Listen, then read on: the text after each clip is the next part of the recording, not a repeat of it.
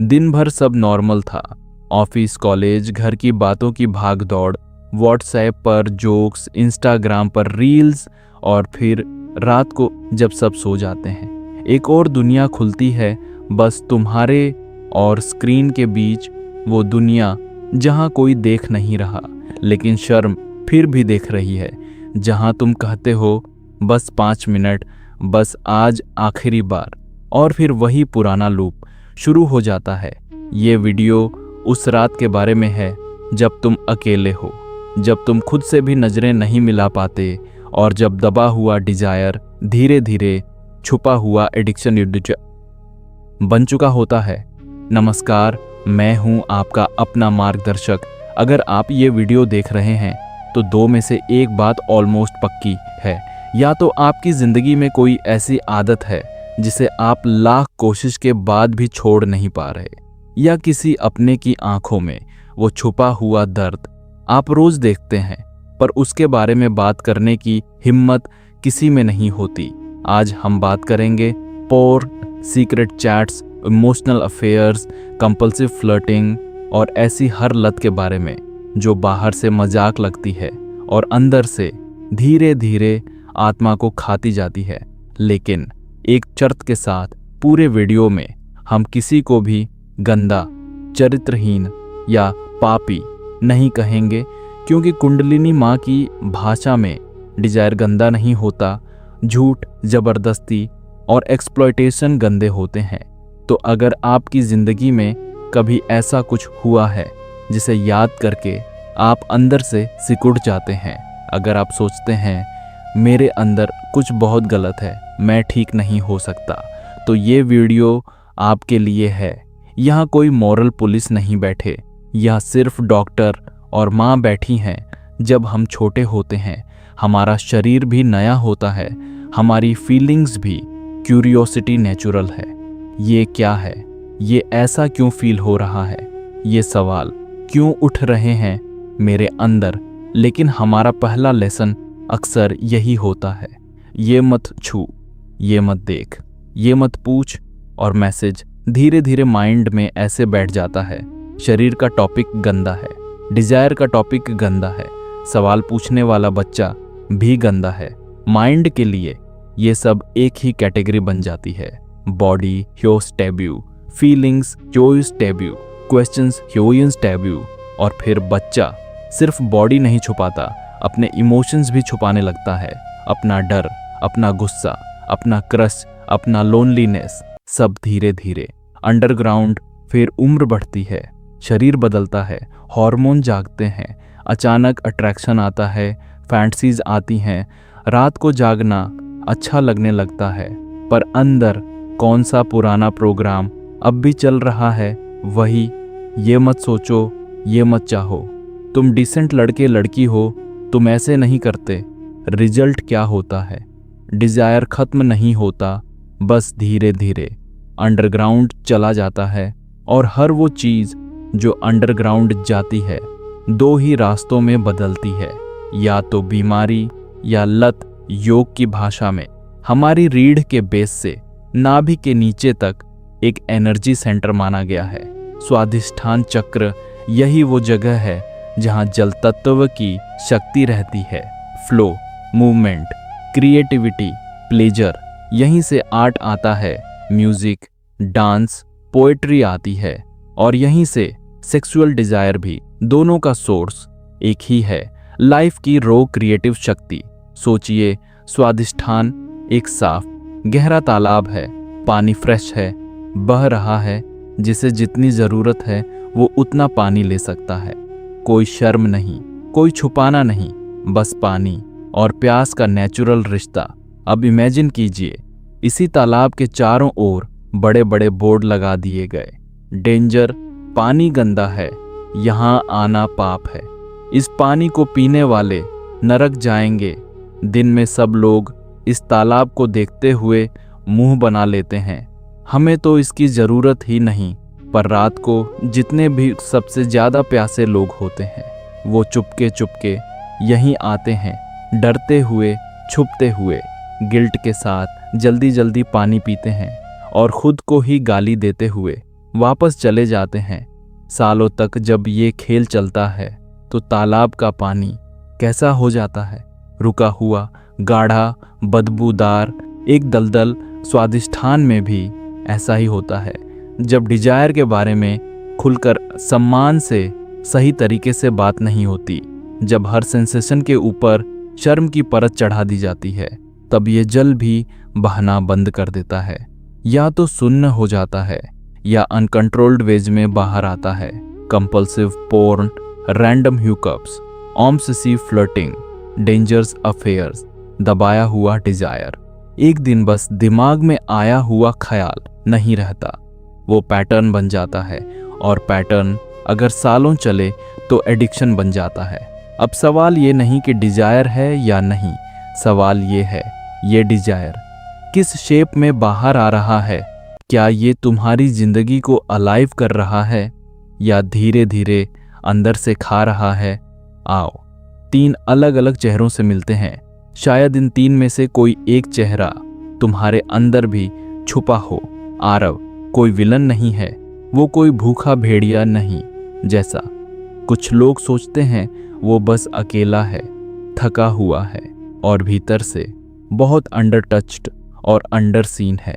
दिन में वो नॉर्मल लड़के की तरह बिहेव करता है, दोस्तों के साथ हंसी मजाक, कभी कभी स्पिरिचुअल रील्स भी देख लेता है, कभी कैजुअली बोल देता है हाँ यार मैं भी डिटॉक्स ट्राई कर रहा हूँ, नो फैप वगैरह। लेकिन रात को जब कमरे की सारी लाइट्स ऑफ हो जाती हैं, जब बस फोन या लैपटॉप की नीली रोशनी बचती है, तब उसके माइंड में एक ही वॉइस उठती है, बस 5 मिनट, आज बहुत स्ट्रेस है, थोड़ा रिलैक्स हो जाऊं, कल से पक्का बंद। एक्ट खत्म होता है, कुछ सेकंड के लिए हल्कापन आता है, उसके बाद खालीपन और फिर वही पुराना डायलॉग, मैं इतना गिरा हुआ क्यों हूँ, मैं कभी नहीं बदलूंगा, मैं स्पिरिचुअल बनने लायक नहीं हूँ। सुबह अलार्म बजता है, वो हैवी हेड के साथ उठता है, दिमाग में सिर्फ एक थॉट, बस आज से नहीं, आज घर आते ही फोन दूर रखूंगा, अब मैं स्ट्रांग बनूंगा।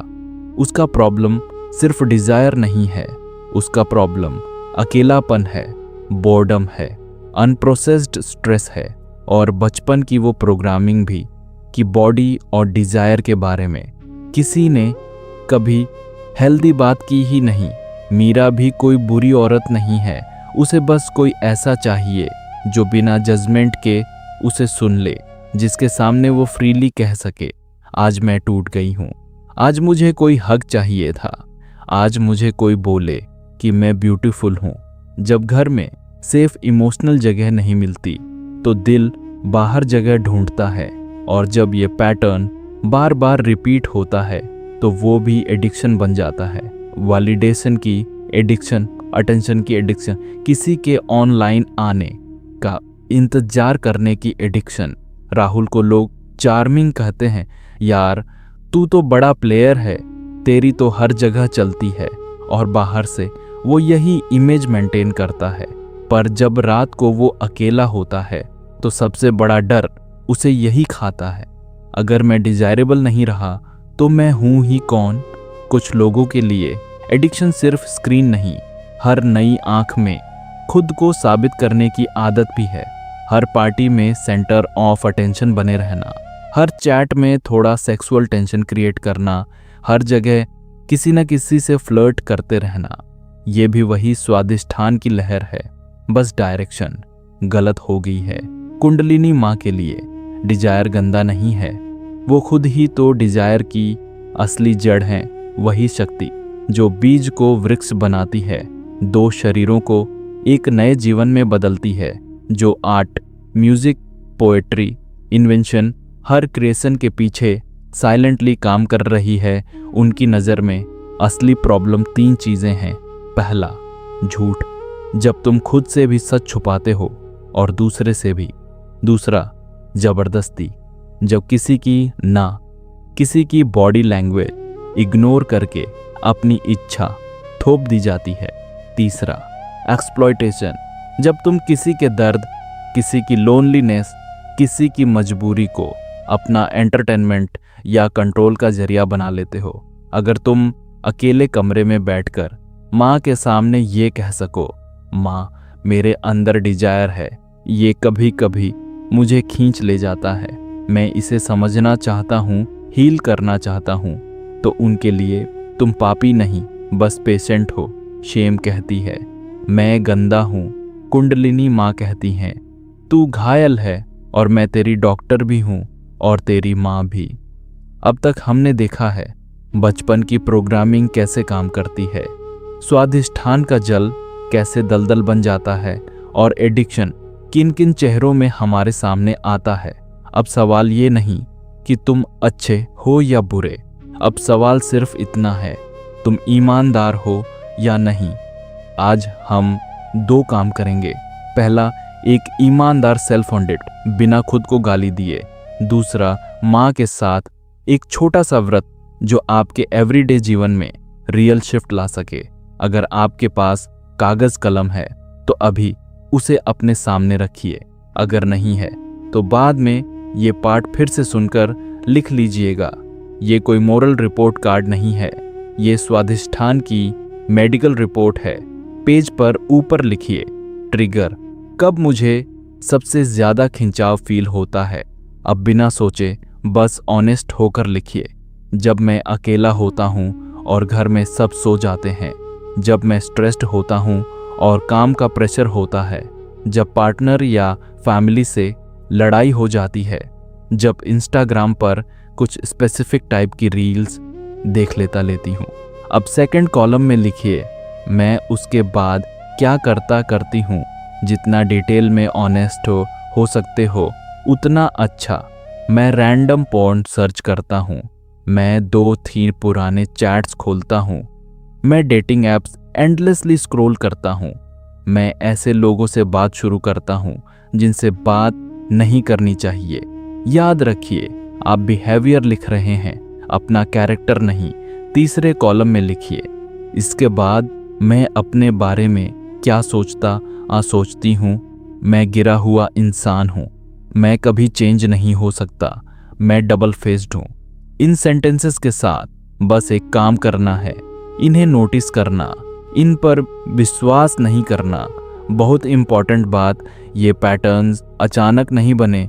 किसी ने तुम्हें बचपन में बॉडी शेम दिया, किसी ने तुम्हें कभी हेल्दी एजुकेशन नहीं दी, किसी ने तुम्हारे लोनलीनेस को कभी सीरियसली नहीं लिया। तो जो भी पैटर्न बना वो लॉजिक से बना है, ईविल से नहीं। गलत बिहेवियर को जस्टिफाई नहीं कर रहे, बस उसकी जड़ समझ रहे हैं। और यही अंडरस्टैंडिंग बदलाव का पहला कदम है।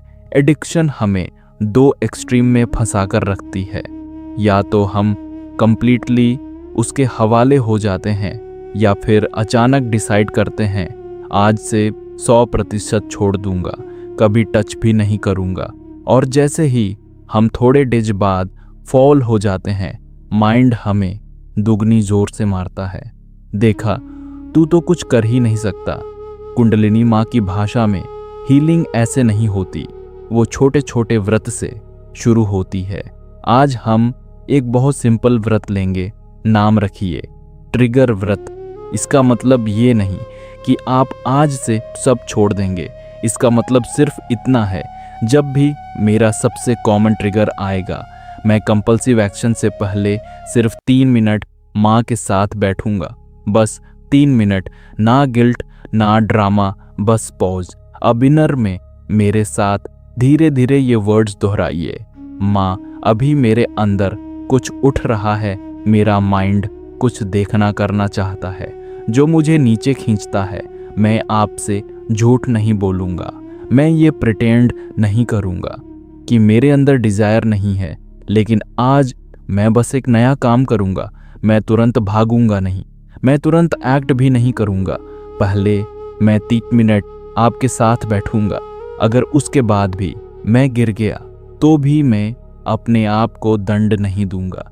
मैं कल फिर से आपके पास आ जाऊंगा क्योंकि आप मेरी माँ हैं, जज नहीं। ये 3 मिनट कुछ लोगों को बेकार लगेंगे, लेकिन असली वायरिंग यहीं बदलना शुरू होती है, क्योंकि अब आपका बॉडी माइंड पुराने ऑटोमेटिक लूप पर नहीं चल रहा। बीच में अवेयरनेस की पतली सी रोशनी आ गई है। अब मान लीजिए ट्रिगर आ गया है, पार्टनर सो गया, रात का टाइम है, फोन हाथ में है या आप अकेले हो और दिल घबराया हुआ है। इस टाइम पर 3 काम कीजिए। पहला, फिजिकल पॉज, फोन, लैपटॉप या जो भी डिवाइस है उसे 3 मिनट के लिए साइड में रखिए। खुद से कहिए 3 मिनट बाद देखेंगे। कंफर्टेबल सीट में बैठ जाइए। पीठ जितनी सीधी हो सके उतनी रखें। अगर पॉसिबल हो तो दोनों पैर जमीन पर। दूसरा, 10 सांसें, आंखें बंद और हर इनहेल पर इनर वॉइस में कहिए मैं, हर एक्सेल पर देख रहा हूं, यानी मैं देख रहा हूं। आप डिजायर को दबा नहीं रहे, आप उसे ऑब्जर्व कर रहे हैं। डिफरेंस बहुत सटल है लेकिन बहुत पावरफुल है। ध्यान नाभि से नीचे वाले हिस्से पर रख सकते हैं, स्वादिष्ठान के एरिया पर। बस अंदर से एक्नॉलेज कीजिए, यहाँ एनर्जी उठ रही है, ये मुझे खींच रही है। और हर एक्सेल पर इमेजिन कीजिए कि ब्रीथ उस जगह को थोड़ा स्पेसियस बना रही है, थोड़ा सॉफ्ट बना रही है। तीसरे स्टेप में आप खुद से डील कीजिए। 3 मिनट बाद मैं फिर से डिसाइड करूंगी कि मुझे क्या करना है। ये बहुत इंपॉर्टेंट है क्योंकि माइंड को पता है कि ये हमेशा के लिए नहीं छीना गया, बस 3 मिनट के लिए पॉज है। और अक्सर ये 3 मिनट इतने होते हैं कि क्रेविंग की तीव्रता आधी हो जाती है। कई बार आप फिर भी फॉल करेंगे, कई बार आप बच जाएंगे। दोनों ही केसेस में आप जीत रहे हैं क्योंकि आपने पहली बार ऑटोमेटिक नहीं, कॉन्शियस चॉइस लेना शुरू किया है। जब क्रेविंग आती है, एनर्जी सिर्फ माइंड में नहीं पूरे बॉडी में उठती है।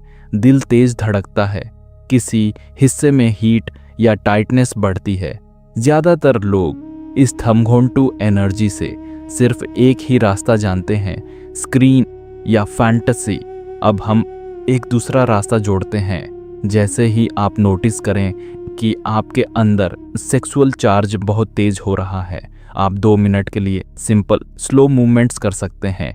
डीप ब्रीदिंग के साथ हल्का स्ट्रेचिंग, शरीर को जेंटली हिलाना, थोड़ी देर वॉक करना या कोई ग्राउंडेड योगा पोज। ये कोई सेंसुअल डांस नहीं, ये नर्वस सिस्टम को रेगुलेट करने की प्रैक्टिस है। आप वो एनर्जी शरीर में फ्लो करा रहे हैं ताकि वो सिर्फ एक ही दिशा में ब्लास्ट ना हो।